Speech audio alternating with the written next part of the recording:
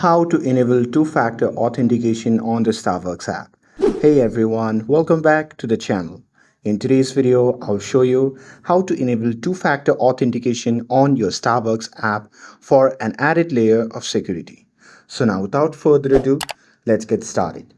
So first thing first, open the Starbucks app on your phone and make sure that you're logged in to your account. And now here, once you're inside the app, just tap on the profile icon, which can be seen in the top right corner of the screen. And now here, once you're inside the profile section, simply scroll down and tap on settings. And now here, in the settings section, simply look for the section labeled security. And now here inside the security, there you can see two-factor authentication. So here, Starbucks added this feature in the recent update.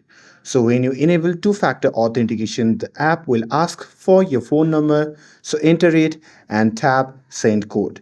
And after that, you will receive a verification code by SMS. So simply enter it into the app to confirm your number. And that's it. After that, the two-factor authentication will be enabled on your Starbucks app. With this, if you found this video helpful, then don't forget to like, share and subscribe to get updated for more videos.